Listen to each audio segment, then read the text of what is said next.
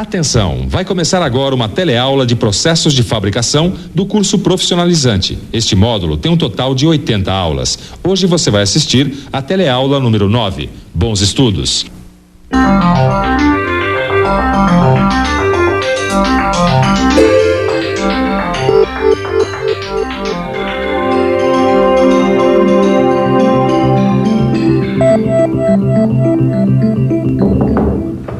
Ô, Aranias, tudo bom? Tudo bem. Olha só o que eu achei no porão da minha casa. Que beleza, Caio. É linda, né? Minha mãe disse que era do meu bisavô. Sabe que uma espada dessas era feita artesanalmente? O ferreiro martelava até que a peça ficasse com a forma que ele queria.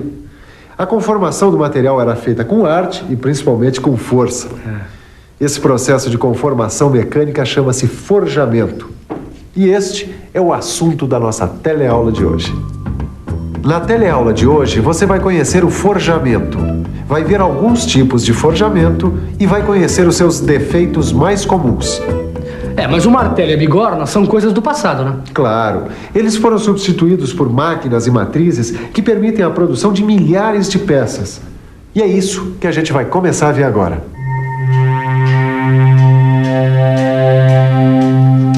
Oi, o que você está fazendo aqui? Eu tô malhando um ferro para fazer uma ferradura. Quer dizer que eu posso dizer que você está deformando o material por martelamento, é isso? Acho que pode, né? Isso quer dizer que nós estamos falando do forjamento. O forjamento é um processo de conformação mecânica que deforma o material por martelamento ou por prensagem. É usado para a fabricação de produtos acabados ou semi-acabados de alta resistência mecânica. Hoje em dia, o forjamento é feito através de equipamentos, pela aplicação individual e intermitente de pressão, quer dizer, pelo martelo de forja e pela prensagem.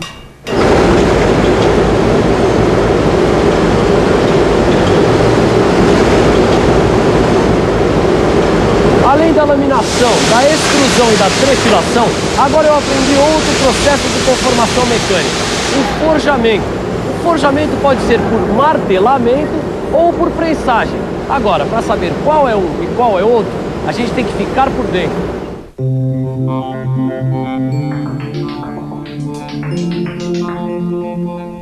O forjamento por martelamento é feito com a aplicação de golpes rápidos e sucessivos no metal.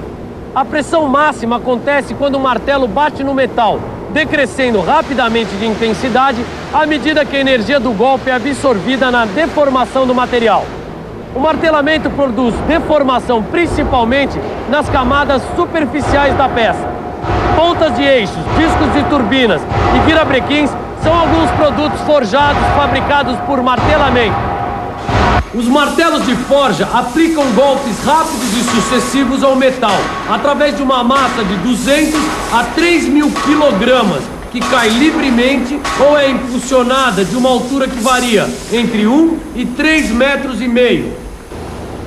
Na prensagem, o metal fica sujeito à força de compressão em baixa velocidade e a pressão máxima é atingida pouco antes da carga ser retirada. Veja que a força é aplicada gradativamente. Assim, as camadas mais profundas da estrutura do material são atingidas, tornando a deformação mais regular do que no martelamento.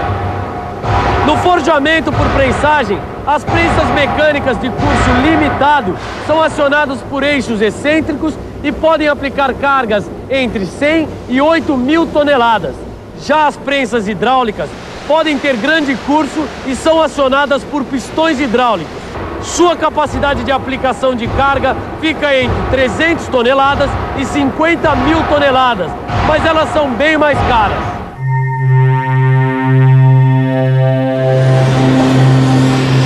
As operações de forjamento são realizadas a quente, em temperaturas superiores às de recristalização do metal.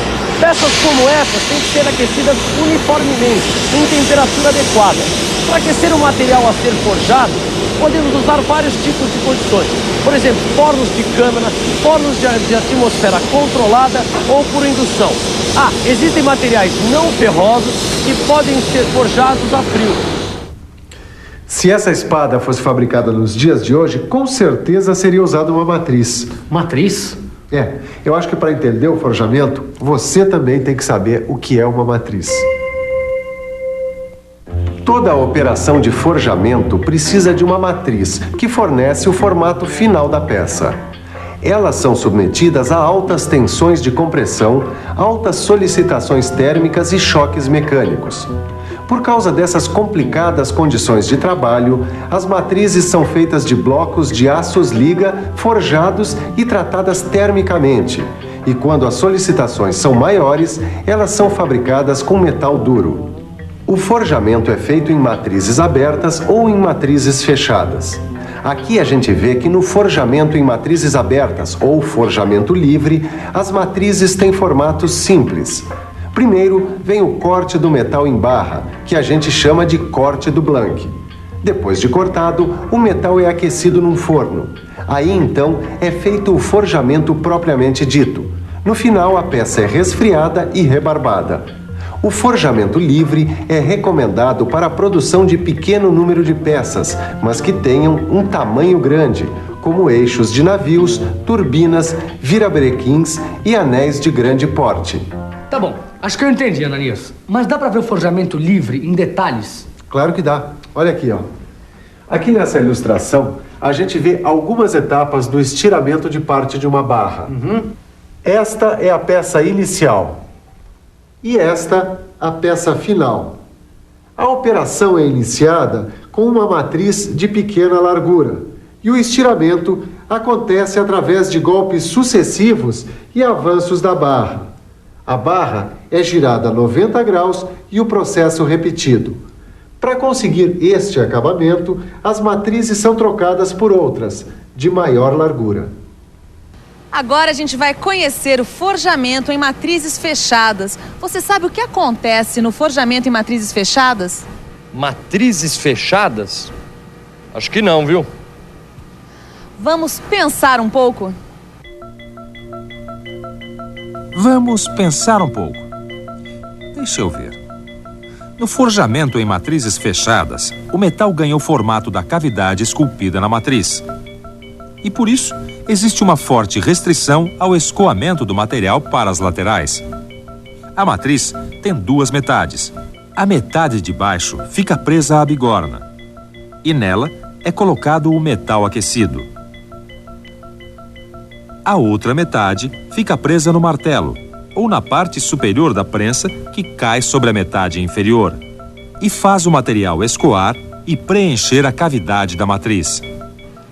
A peça forjada acabada geralmente não é conformada num só golpe, porque tanto a extensão quanto a direção na qual o metal vai escoar são pequenas.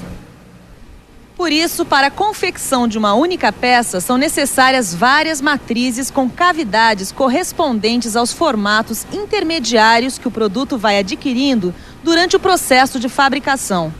A matriz apresenta uma cavidade extra em sua periferia e que tem o objetivo de conter o excesso de material que garante o preenchimento dela durante o forjamento.